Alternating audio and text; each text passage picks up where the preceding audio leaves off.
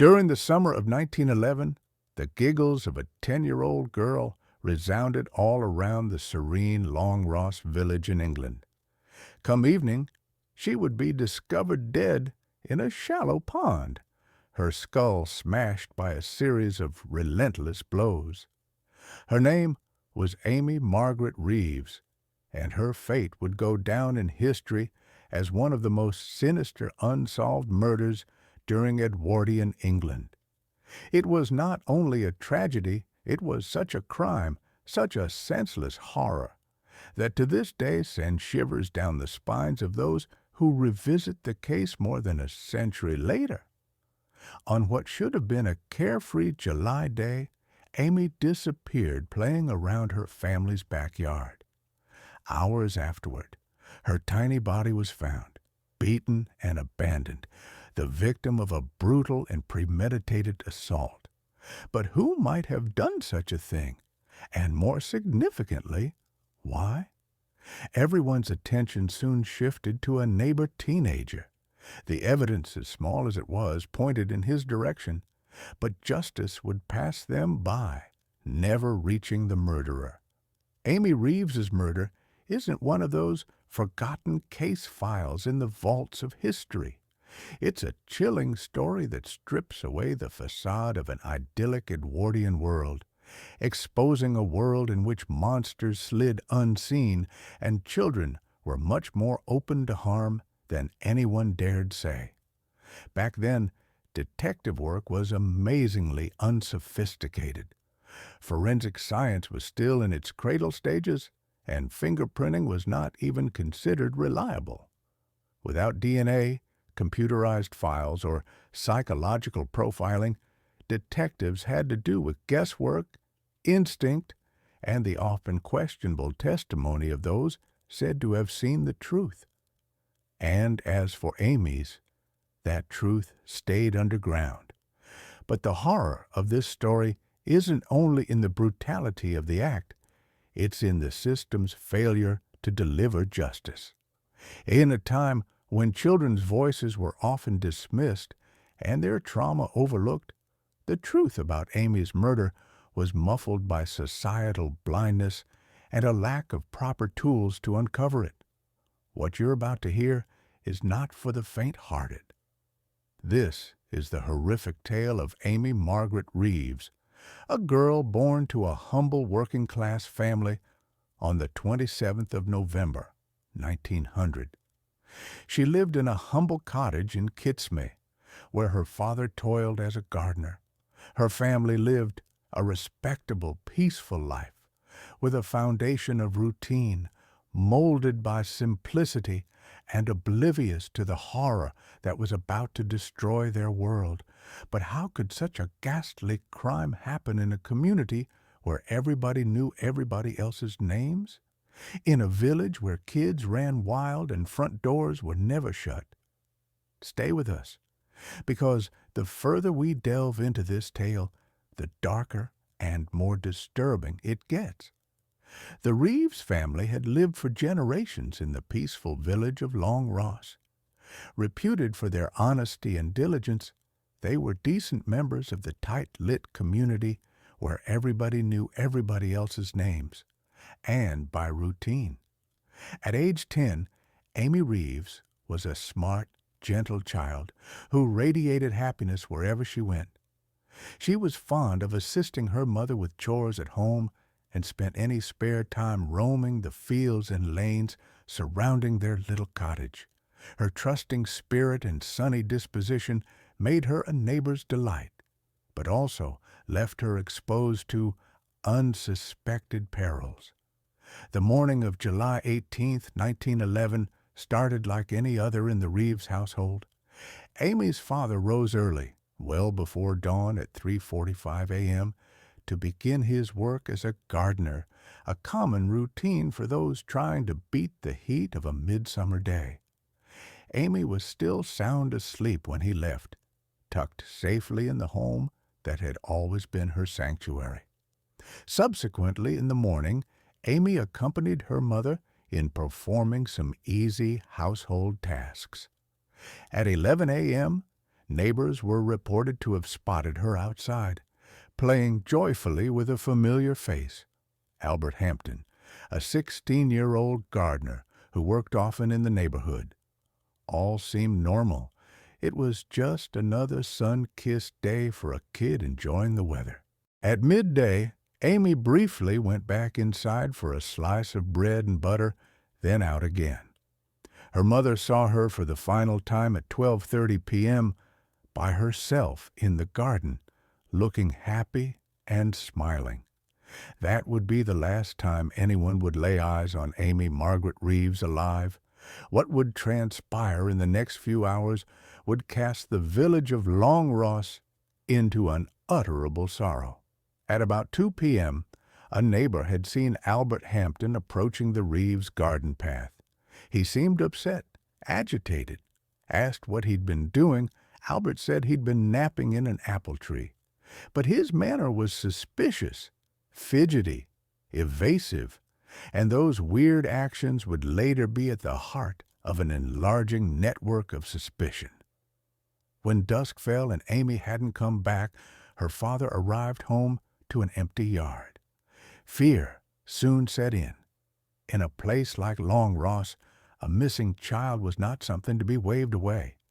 The villagers mobilized themselves, scouring every field, every barn, and every footpath for any hint of the young girl. As the sun fell below the horizon, the urgency took on. Neighbors fanned out in groups, shouting Amy's name across the darkening countryside, and then the unthinkable. Along a thin track from their cottage, Amy's father came to a small, shallow pool on Churchy Common, little more than 200 yards from home. It was a still, insignificant place, no more than 11 feet in width, with muddy water only a few inches deep. There, in the quiet of that pond, he discovered her. Amy's tiny body was face down in the water, her bare feet hardly above the surface. The instant destroyed him and would torment him for the remainder of his life. His screams for assistance echoed through the quiet evening air, and others rushed to the scene. When they dragged her out, what they saw made even the most hardened among them gasp. Amy had been brutally attacked around the head, multiple wounds, deep and violent, that broke her skull. The utter savagery was unimaginable, certainly in a village where nothing remotely like this had ever been done before. Upright in the center of the pond floated a sturdy piece of wood, a jagged tip protruding just 2 inches from the surface. It had been rammed deep into the muck at the bottom, as if purposefully planted.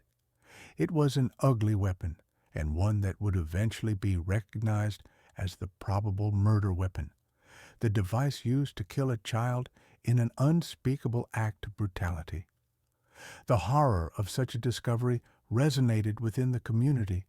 A setting once characterized by simplicity and safety had now become the stage for a terrible crime.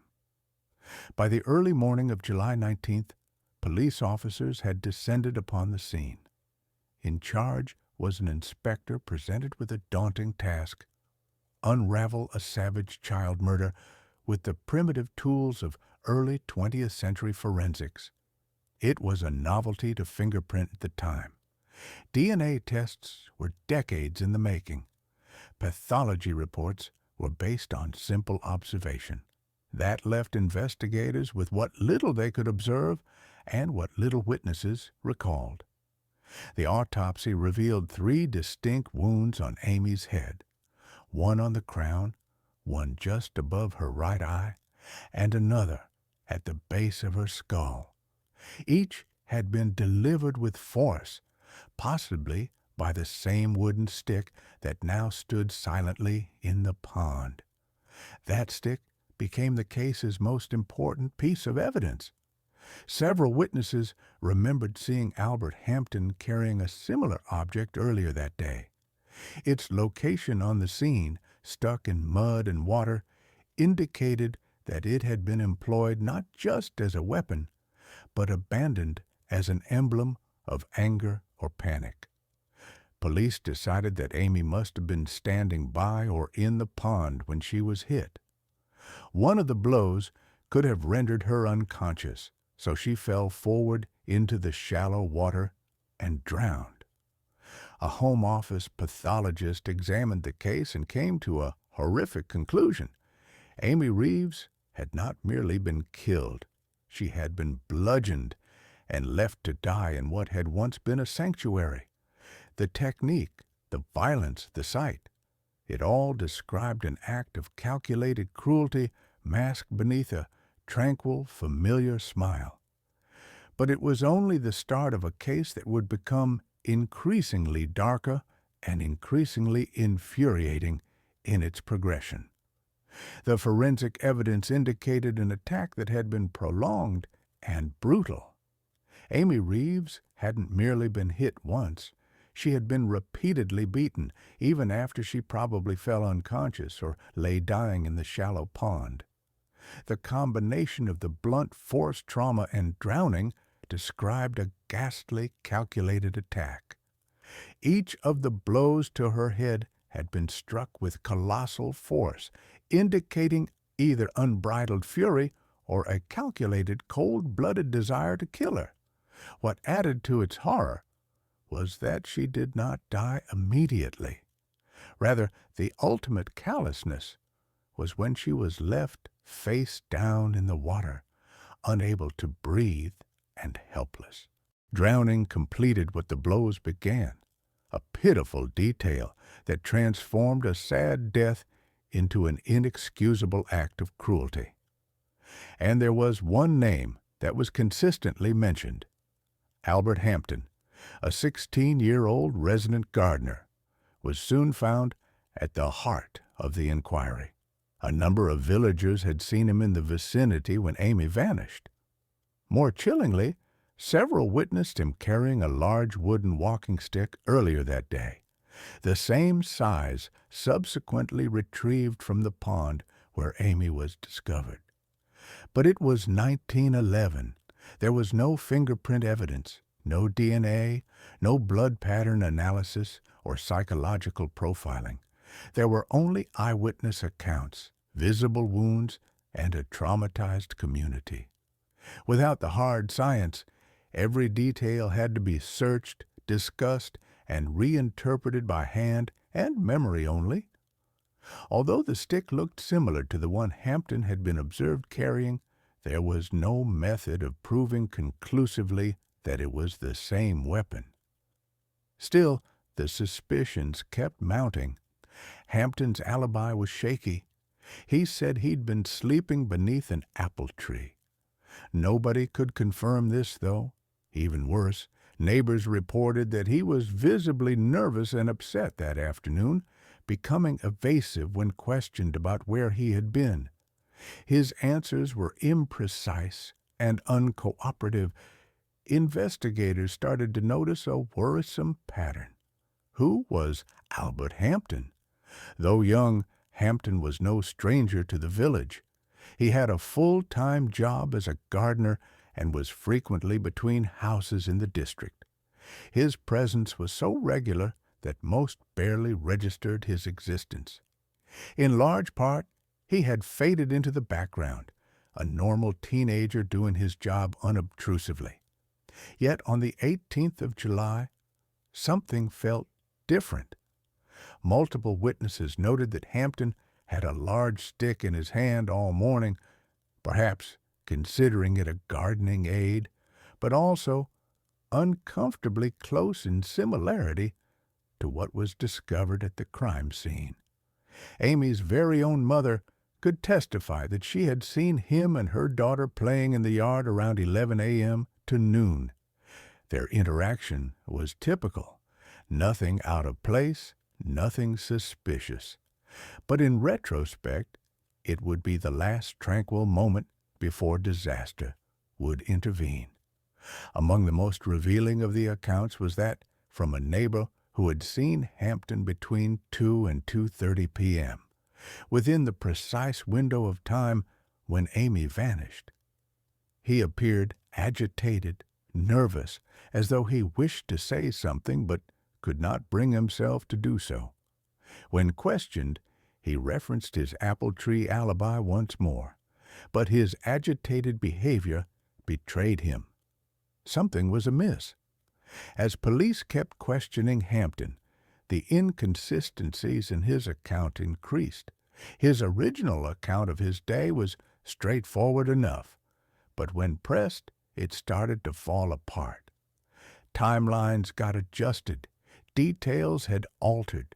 What had been a strong account had turned into a network of contradictions. Investigators now had a suspect who had no alibi, had been spotted with a possible weapon, had made contact with the victim, and whose actions screamed guilt.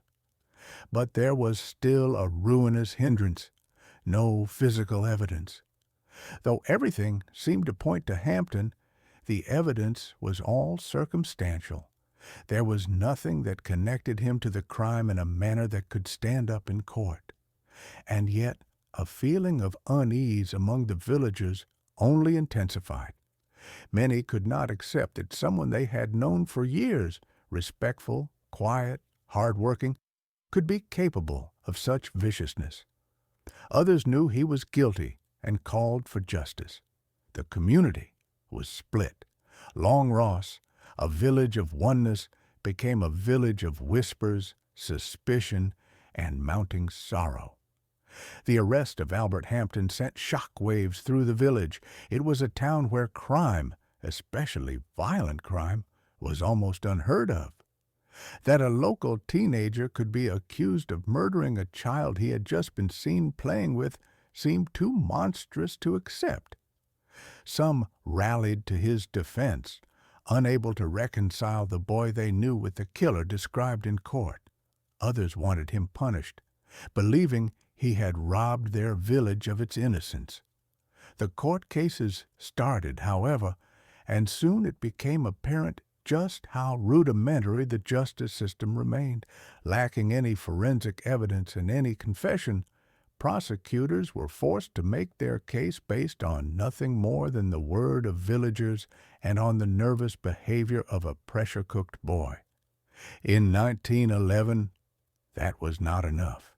Even in a capital case where a child had been murdered, the law insisted upon proof beyond a reasonable doubt. And despite all of this pointing to Hampton, there was no smoking gun. No blood on his clothing, no fingerprints, just suspicion and an overwhelming feeling of loss. The inquest into Amy's death became an emotional crucible. Residents filled the courthouse, hoping for answers. They sat in shock as the circumstances of her last few moments were recounted. They heard repeatedly how Hampton had been strange, how he had no solid explanation of where he had been, and yet they could also glimpse how thin the case was without definitive proof. Testimony after testimony was given by what was known, what was seen, what was felt, but none provided what the court really needed: assurance. What remained was a bitter acknowledgment that, with a community's shared sorrow and suspicion, the truth could never be established, and Amy Reeves's murderer could never be brought to justice. In spite of the burden of suspicion and an ever-mounting stack of circumstantial evidence, the case against Albert Hampton had one thing it desperately needed lacking: proof. No confession, no forensic connection, no eyewitness to the murder itself. Only a string of unusual behavior, a missing alibi, and a weapon that no one could positively attribute to him. Hampton's defense relied heavily on these loopholes. They reminded the court that, although the evidence was persuasive, it was all circumstantial. They pointed out that in a rural village like Long Ross, numerous individuals could have access to sticks like the one discovered in the pond. And as for his agitation, who would not be upset when charged with such a heinous act? The jury had an impossible task.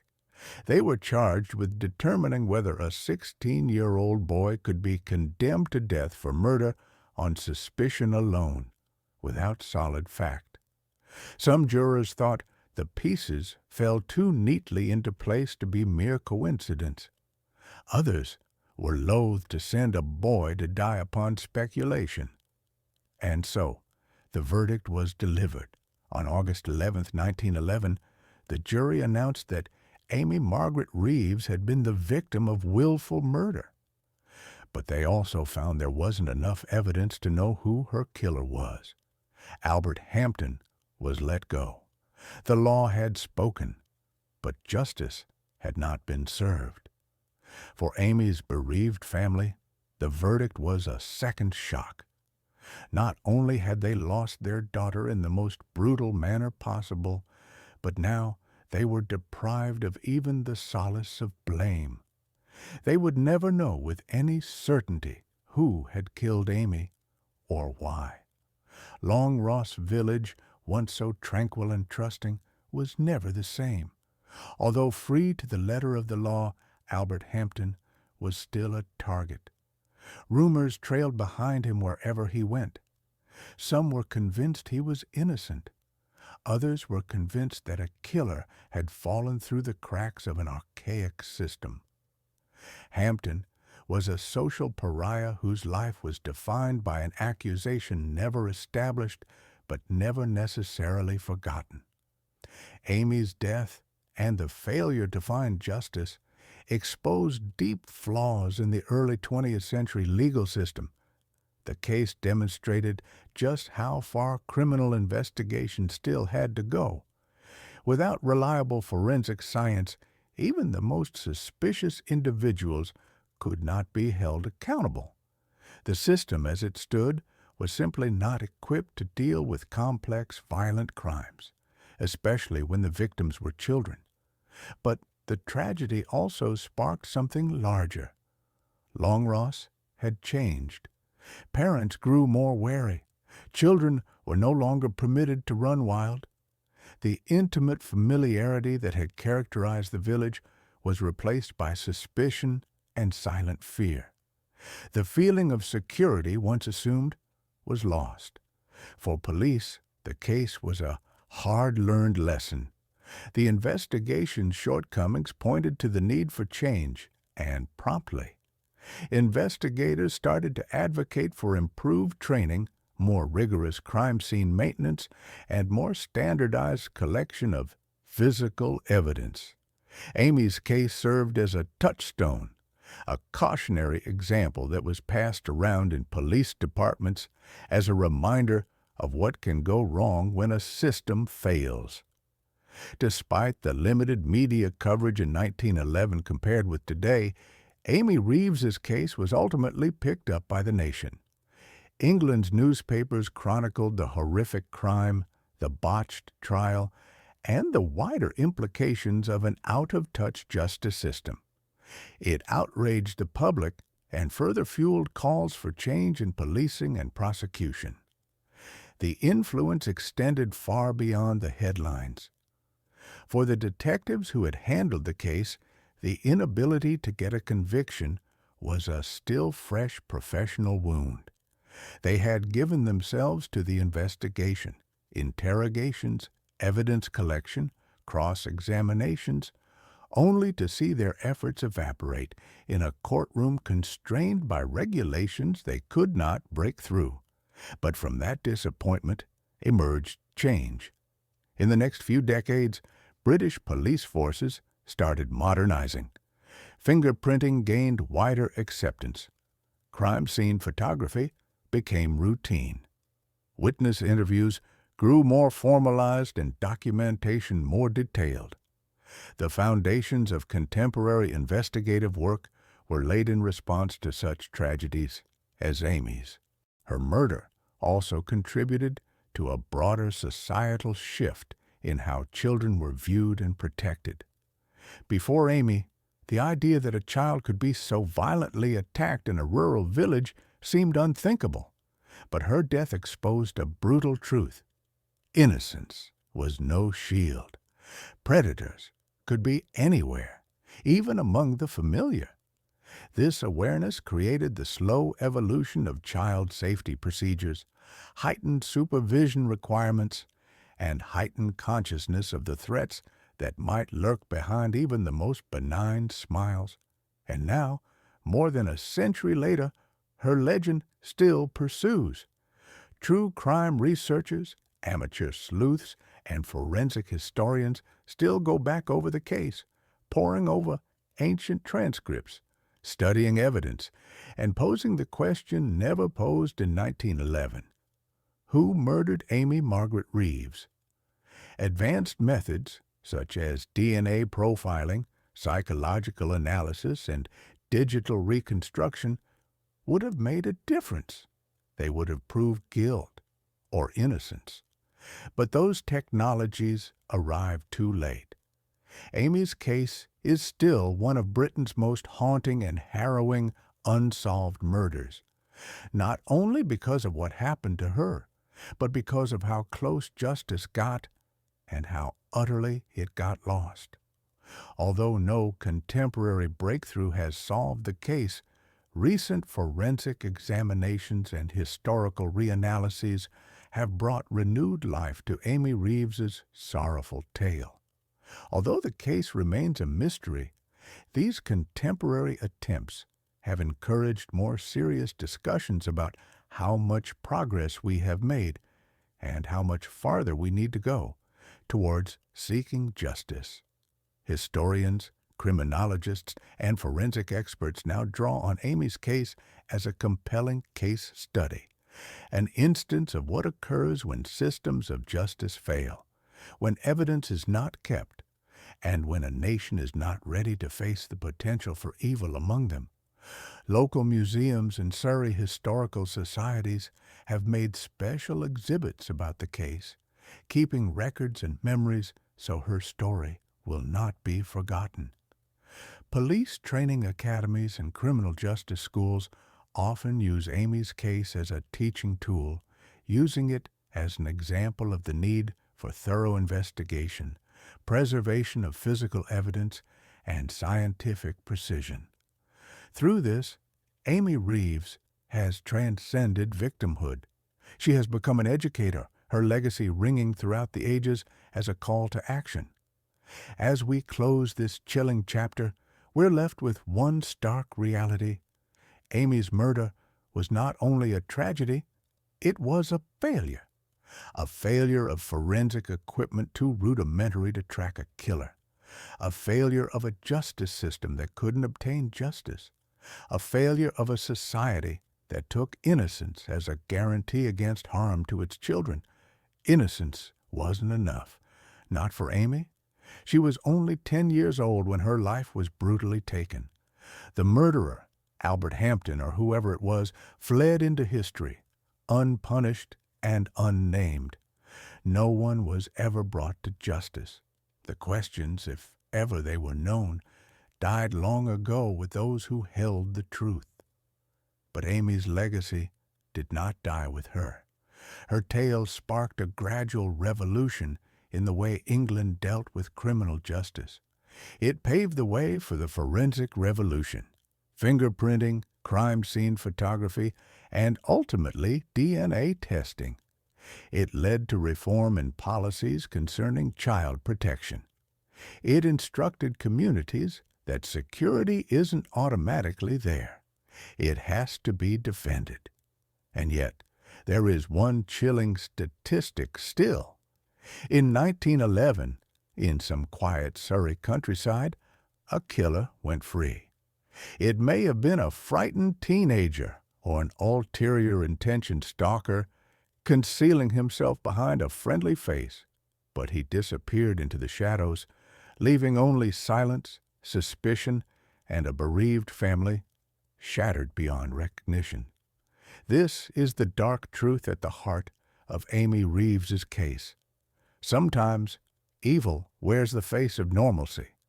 Sometimes the system meant to deliver justice fails those who need it most, and sometimes, despite our best efforts, the truth is buried too deep to recover.